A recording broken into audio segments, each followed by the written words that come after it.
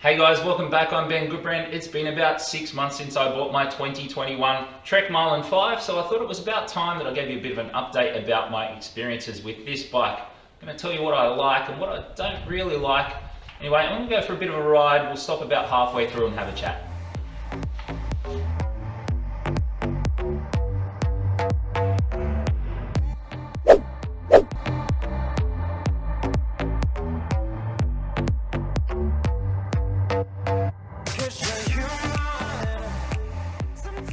Okay guys, just taking a bit of a break on my ride. Thought I'd take this opportunity to give you a bit of a recap of all of the specs and features of the Trek Marlin 5 2021 edition.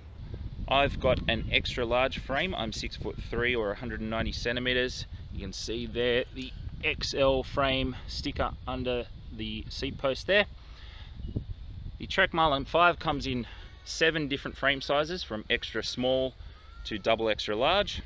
Comes in 3 colors. This one is called Dark Aquatic with Trek Black and the fluorescent yellow highlights. It also comes in Trek Black and Lithium Grey, and Factory Orange and Lithium Grey as well. So all colors are fantastic. I really like the pop of the Dark Aquatic on this one in the sun. I don't know if you can see it there.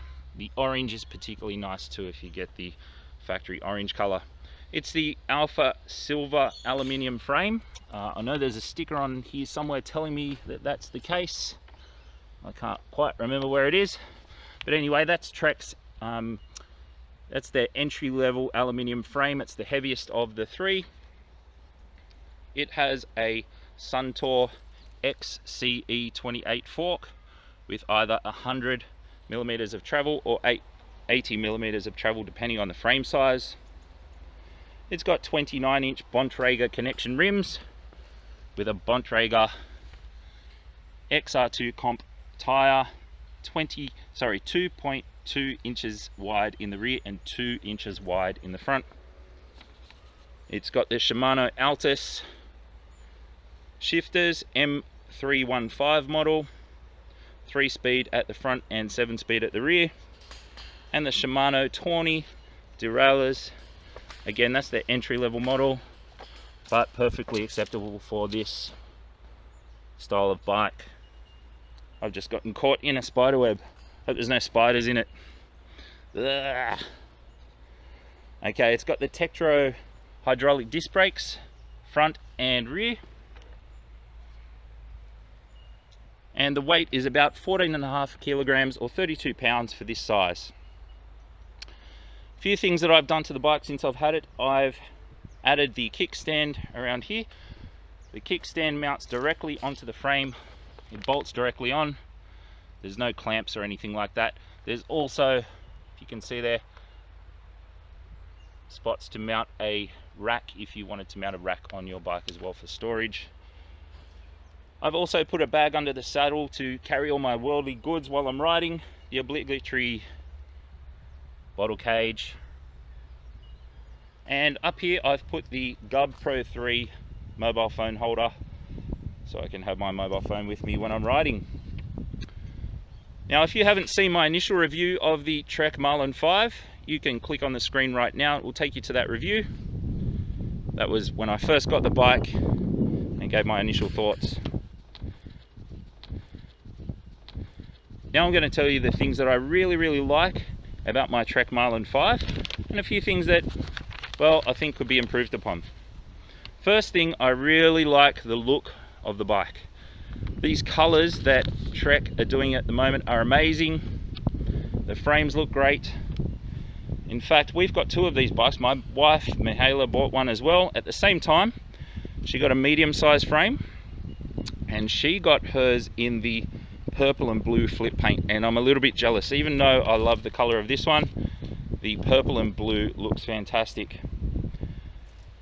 These bikes have internal cable routing, as you can see here, so all of the cables going to the rear go through the frame and come out at the rear, so there's no cables messing up the beautiful lines of the bike.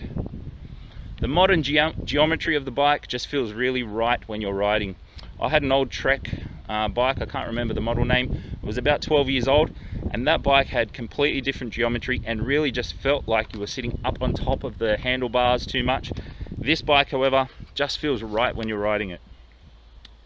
The other thing I really like is the price. This bike is amazing value for what it is. $700 Australian, or about $550 US. A few things that I'm not really keen on. The saddle is quite narrow and very firm. And the shocks, look, while they do the job while you're riding around the streets, they have preload adjustment. That preload adjustment does nothing, and they are quite soft, and they will bottom out quite a lot if you're going over some rough stuff. So what are my thoughts overall on the Trek Marlin 5 2021 model?